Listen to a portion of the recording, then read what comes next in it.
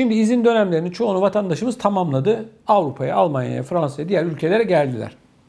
Türkiye'ye gittiklerinde euro 10 lira olduğu için paralarının satın alma değeri tabii ki yüksek. Ama bakın vatandaş şunu söylüyor, gurbetçi. Kardeşim diyor, ne olmuş euro 10 lira ama buradaki fiyatlar da 10 katı artmış diyor.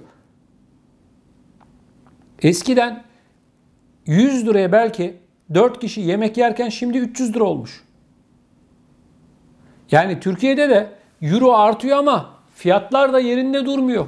Her şeyin fiyatı uçmuş vaziyette. Emlak fiyatları uçmuş vaziyette. Kira fiyatları uçmuş vaziyette. Araba fiyatları zaten sol şeritten gidiyor, 300 ile gidiyor. Yani radara 300 ile giriyor araba fiyatları. Almış başını gidiyor.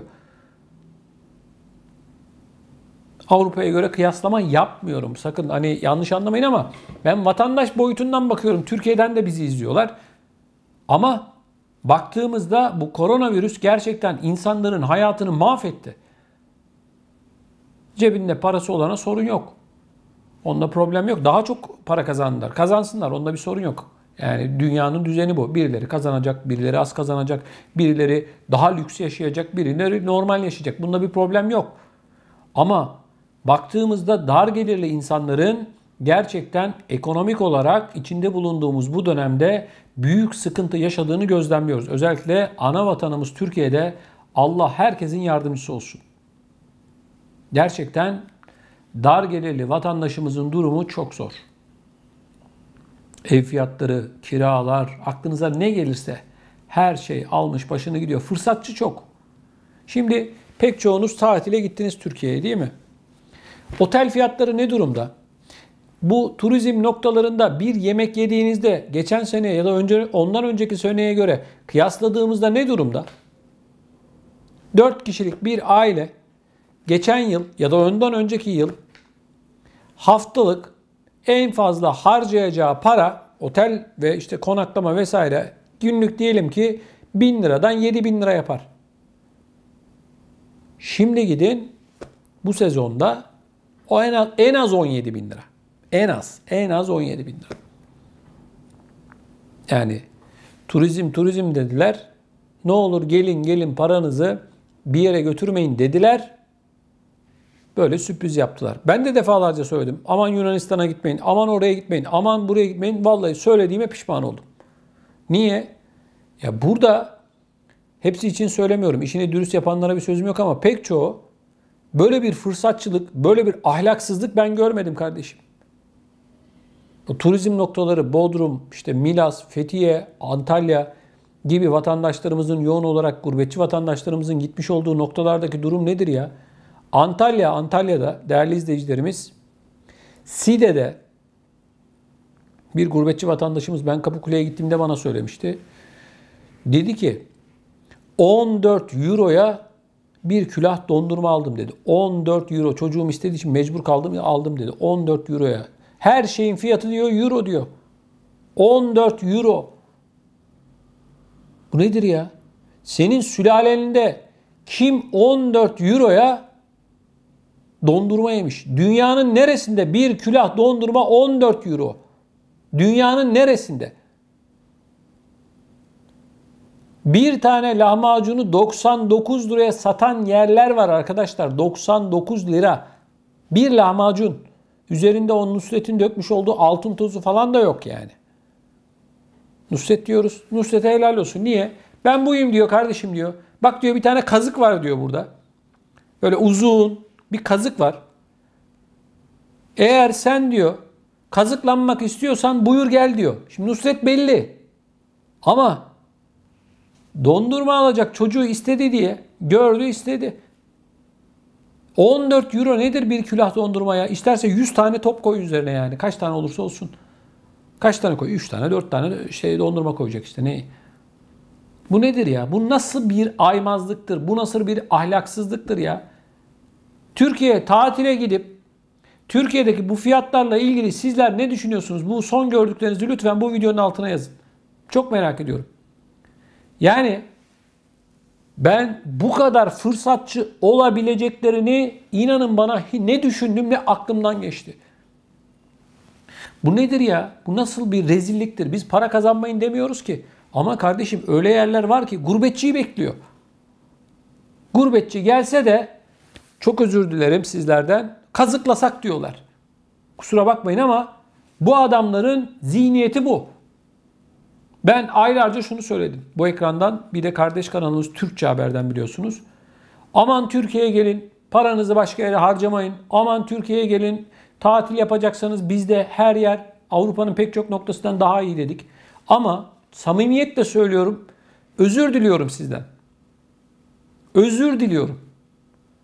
Böyle bir ahlaksızlık yok. Bodrum'a gidiyorsunuz. Çektim ben biliyorsunuz. Gittim Bodrum'a. Gösterdim bunları size. Bütün sahil şeridi işgal edilmiş. Oturamıyorsun. Uzanamıyorsun. Şezlong parası istiyor. Yok şu kadarlık yeme içme yapmak zorundasın. Şu kadar para kişi başı. Şemsiye ayrı para. Ya arkadaşlar soğuk bir tane gazlı içecek kola mola işte neyse. Hadi diyelim 10 lira 15 lira olsun. Arkadaş 55-60 liraya bir kola fanta satıyorlar ya. Ayıp ya. 55-60 lira. Vatandaş da yani resmen bu ahlaksızlığın kucağına atılmış vaziyette. İşgal etmişler. Gündüz buraları plaj yapıyorlar. Akşam güneş battıktan sonra buraları restoran yapıyorlar. O sahile gidip senin ayak basman para vermedikten sonra imkansız. Gidin Bodrum'a. Hadi gidin. Avrupa'nın bakın hiçbir yerinde böyle bir şey yok. Hiçbir yerinde yok. En az 50 ülkeye gittim işimden dolayı. İnanın bana dünyanın hiçbir yerinde böyle bir ahlaksızlık yok. Bir tek bizim Türkiye'mizde var. Göz yumuyorlar arkadaşlar. Göz yumuyorlar. Sen bir lahmacunu nasıl 99 liraya satarsın? Bir top dondurmayı nasıl 14 euroya? Fiyatlar da euro. Çünkü gurbetçilerin yoğun olarak yurt dışından insanların, turistlerin gelmiş olduğu bir yer. Side tarafı.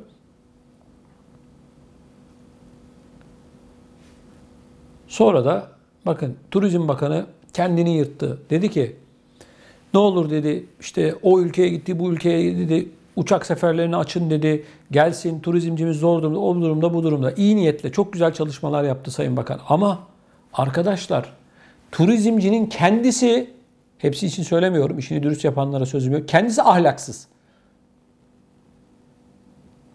Gurbetçinin cebinde sonsuz para var sanıyorlar. Euro 10 lira. Tamam diyorlar. Biz bunlar geliyorlar. Kurbanlar geliyor. Yıllık kurbanlarımız geldiler diyorlar. Hadi buyurun.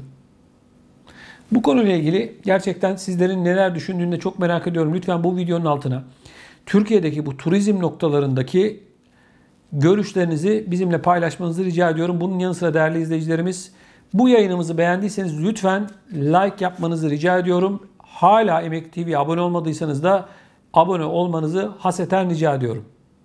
Saygıdeğer izleyicilerimiz bildiğiniz üzere Almanya'da 15 Temmuz tarihinde pek çok noktada sel baskınları meydana gelmişti.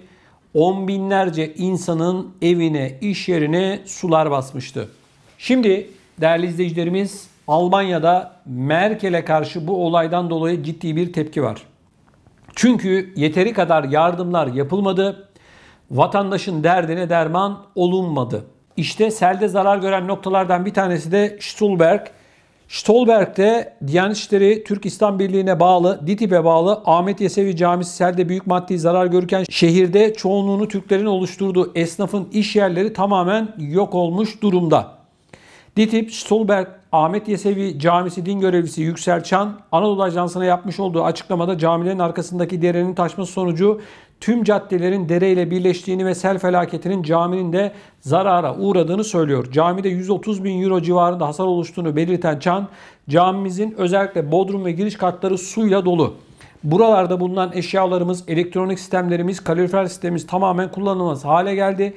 2 hafta suyumuz, 1 hafta elektriğimiz olmadı. Şu anda halen gaz sistemimiz çalışmıyor dedi. Bunun yanı sıra değerli izleyicilerimiz Stolberg'de 10 yıldır fırın işleten Murat Yurtsever'de sel felaketinde iş yerinin tamamen kullanılamaz hale geldiğini, birinci katlara halen elektrik verilmediğini, telefon ve internetlerinin ise kesik olduğunu söyledi. Yurtsever şunları söyledi.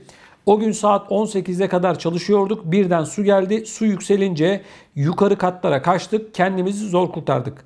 Bütün gece evde kaldık. Gece su daha fazla geldi. Sabah baktığımızda hiçbir şey kalmamıştı. Tüm işyerlerimiz su altında kalmıştı. Her şeyimizi kaybettik dedi. En az 100-150 bin euro civarında zararının olduğunu söyledi.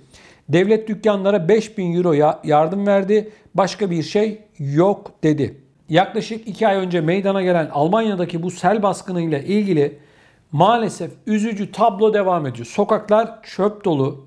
Telefonlar pek çok yerde halen çalışmıyor. İnternet kesik. Şimdi saygıdeğer izleyicilerimiz bakın. Merkel bu selle ilgili olarak sınıfta kaldı. Halk, bu selde zarar gören halk Merkel'e kırmızı kart gösterdi. Bu net. Şimdi baktığımızda bir de şöyle bir kavga çıktı. Sosyal yardım kuruluşları, dernekler bu selde zarar gören insanlara yardım etmek için uğraştılar. Ama devlet yetkilileri bu insanları bu yardım noktasına ulaştırmamak için bu insanların önünü kesti. Toplanan milyonlarca euro var, destek var, yardım var. Ama bu desteklerden hiçbir şekilde bu derneklere para verilerek bu derneklerin de insanlara ulaştırması sağlanmadı. Bununla ilgili de dernekler de hükümete çok büyük tepkiler gösterdiler Almanya'da. Şimdi baktığımızda ne diyoruz? Koskoca Almanya. İşte şöyle oldu, böyle oldu, bilmem ne oldu. İşte halkın kendisi konuşuyor. Ben Türklerin anlattıklarını, söylediklerini size aktardım ama Almanlar bundan daha ağırını konuşuyor. Yalnız bırakıldık diyorlar. Hala çizmelerle, iş elbiseleriyle evlerini, iş yerlerini temizleyen insanlar var. Ne diyor vatandaş? 5 bin euro verdi diyor. 150-200 bin euro zararı var. Adama sen kalkıyorsun 5 bin euro para veriyorsun.